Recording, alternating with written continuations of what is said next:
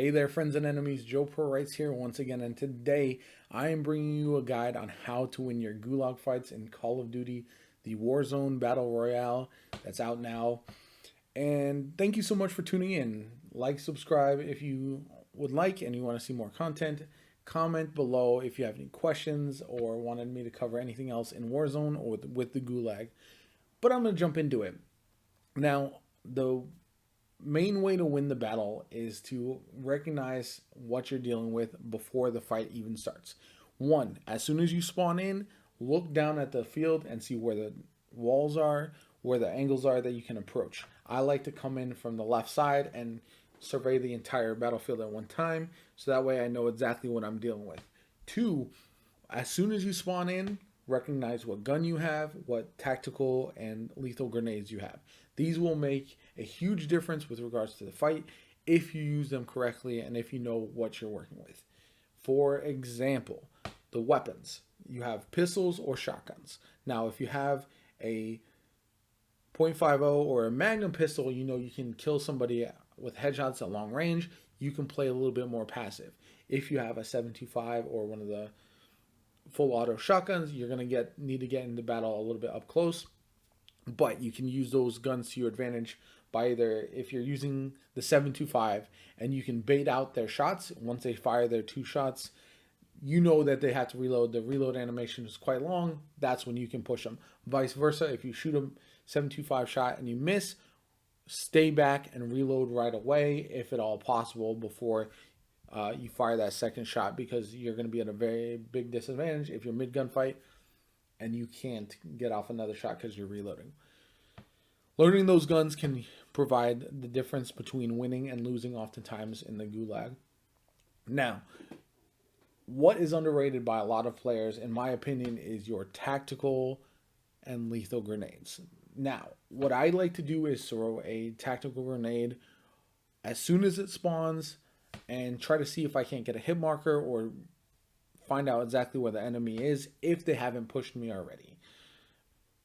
If I don't see them at all, tossing them back into their zone will often kind of flush them out and force them to move so where I can see where they're going. And if that's the case, I will follow up quickly with my lethal. If I don't see them, I will toss my lethal on the opposite side of where I tossed my tactical to try to flush them out and find out where they are exactly. Once I've done that, either they will push me, I will be ready for them. If they push me, the benefit of me staying a little bit farther back is that I am ready, I am ADS, or I am ready to hip fire my gun, and I have that split second of peeker's advantage, which is going to be huge. Oftentimes, that is the difference between winning and losing your gunfights, and most people will run right in and not be able to switch and fire as quickly as they're running, and it'll lead to their downfall. If they start moving around in the back of their spawn, they don't push me, that is my time after I've thrown my grenades to flank them, push up, and try to get an advantage there. But I don't do so hyper aggressively. I will kind of move up quickly, but try to keep my eye on where they were the entire time and then try to chase them down and fight them.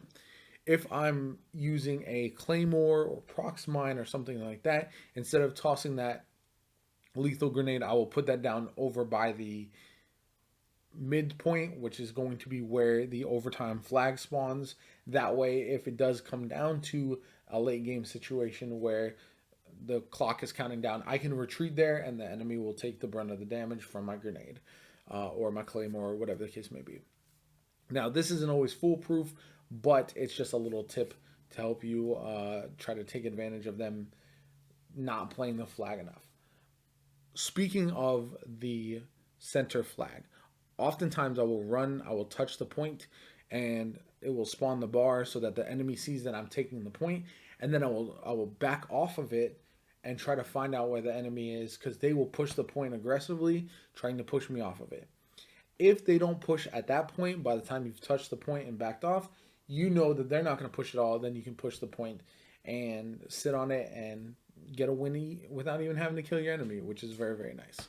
Some things I've seen from folks is drop shots. If you don't get the kill with a drop shot, you are out of luck. I have killed endless enemies in the gulag because they tried to drop shot me. They tagged me, but they didn't finish me. And then by the time they get back up, I've already moved into a position they can't get up and turn to, and I kill them with a couple shots. The other thing is recognize when you're being shot and be able to turn quickly and either retreat into cover or return fire as quick as possible. Retreating into cover is something that I think is underrated because you do get your health back in the gulag. Most people don't realize that you will get your health back and you will regen over time so long as you're not taking damage. So if you get shot but can't return the fire, get into cover as quickly as possible and try to escape the shots, regen your health, and then come back into the fight at 100% and see if you can't win then. Those are just a few of the tips and tricks that I've used to help win 90% of my gulags. If you enjoyed the video, thank you so much for tuning in. Drop a comment down below. And if you have any questions, feel free to hit me up. JoPaWrites on all platforms. Thank you as always, and I'll catch you later.